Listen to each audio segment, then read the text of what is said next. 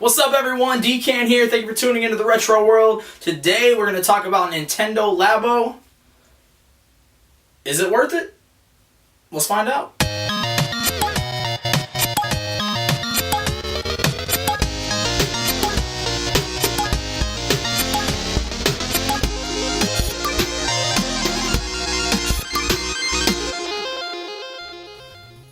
Alright guys, where do we begin? Let's think about this just for a little bit. Let's take it back. So Nintendo, they're usually trying to do something new and something creative. So I got to give it to them on that. So on one hand, we do have that. On the other hand, Nintendo has found a way to sell cardboard for $69.99 or $79.99, depending on which model or which kit, however you want to call it, you go with. But like I said, let's take it back, not to discredit that completely. Let's kick it back to, let's say, the Nintendo 64 controller. When that controller came out, specifically, I remember just being like, this controller looks kind of weird. But then you got the controller and you tried it out. The joystick was pretty awesome. You had extra buttons on the N64 controller. Basically, it was just something a little different. You know, we had the Super Nintendo controller and the NES controller. Before that, we go on to this and we're just like, huh. So that was just a little example of Nintendo kind of being a little more creative, thinking outside we could say the box. The Labo box in this case, why not? But let's get back to it. So we had the N64 controller. After that, we had the GameCube. So Nintendo goes, huh, let's make this portable. So they added on a handle, and you can call that portable if you want, maybe not, I don't know. Once again, Nintendo took something and they did a little bit more with it. They obviously made it a cube, which I thought was pretty cool. But, you know, the idea of being able just to carry it with you like that, some people love that idea. Some people were just like, yeah, nice try, Nintendo, yeah, whatever. But once again, Nintendo stepping out of the boundary there, trying to do something new, something creative. After the GameCube, you had the Nintendo Wii, which you had the Wii Remote, or as some people like to call them, the Wiimotes, which I just sound funny when I say that, so I don't really like to say that much. But once again, a complete game changer. It was different, you know. You had the Wii, it changed everything. The way you're just pointing at the screen, the way that you could kind of relax your hands while you're playing too was completely just unique. And then of course afterwards you had like PlayStation and Xbox doing. Xbox had the Kinect, and then PlayStation had the Move, so they kind of copied, and you know, maybe some people might argue and say they improved on it and things like that. But once again, kind of cool. Nintendo not really being afraid to do something new. After that, you had the Nintendo Wii U, which a lot of people hated, a lot of people did not even know about. But I think it's safe to say that if the Wii U never existed, I don't really think we would have the Switch. And I say that because the Wii U was pretty much the stepping stone to the Switch. You know, it was almost like a trial and error. They did the Wii U, and then they go on to the Switch, and they're like, okay, we kind of perfected it now. With the Switch, which everyone knows about. And once again, everyone loves Nintendo again. What I'm getting at with all of this, I know that might just be like, oh, let's skip this part. Let's get to where he talks about the Labo. But all I'm saying is that Nintendo is always being creative. They're always trying new things. They're not really afraid to try and sell you cardboard. No, I'm just kidding. But in this case, I mean, I guess I'm not kidding. So let's kind of dive into the Labo. So you have two different models.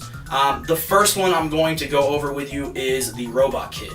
Now this is priced at $79.99. Let's just go ahead and round it up, 80 bucks.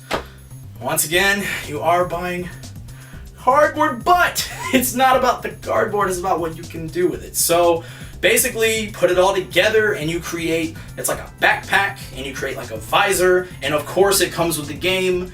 So you get to smash stuff and all kinds of stuff in this game. And honestly, I think the idea behind the Labo was to just bring people together once again, which is what Nintendo seems to always try to do. The fact that you might have like a mom or dad out there going, huh, let me buy this for my kids, but they're also probably going to get involved when it comes to creating and putting the pieces together and things like that.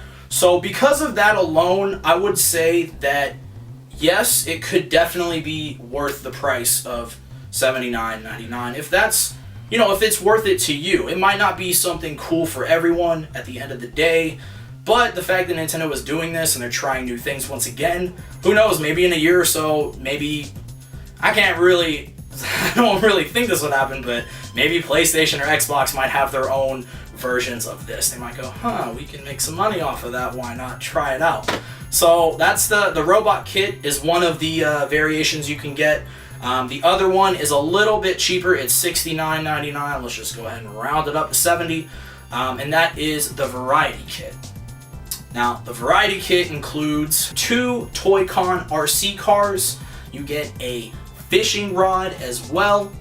You can make a house. Not a big house, but you know, it's still a house. Is pretty cool. On top of that, you can also make a motorbike, and it's like a handheld kind of thing.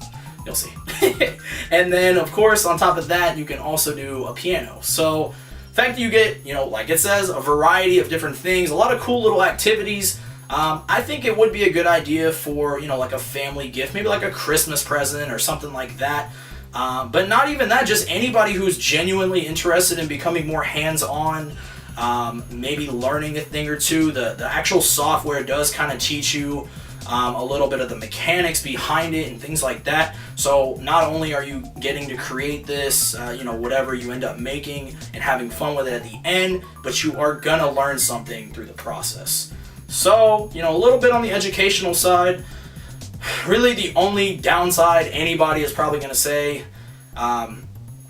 is probably that, you know, at the end of the day it is cardboard, but there's cool stuff you can do with cardboard. So, and if you think about it this way, I mean, you are getting a game or software, same thing, whatever. You are getting a game with it. So most games nowadays are what, like anywhere from, I know a lot of the Switch games start off at like 30, but most games you're going to pay probably like 50 or 60. So keep that in mind. I think it's pretty cool. And once again, like I said a million times already, I think Nintendo is constantly just raising the bar, always doing unique and different things, really creative ideas. They're never really afraid to try something new. And even if it, I can't even say even if it backfires or doesn't work out, because they're probably going to sell enough to cover their costs and make profit, because they're selling cardboard. But, you know, that's just, you know.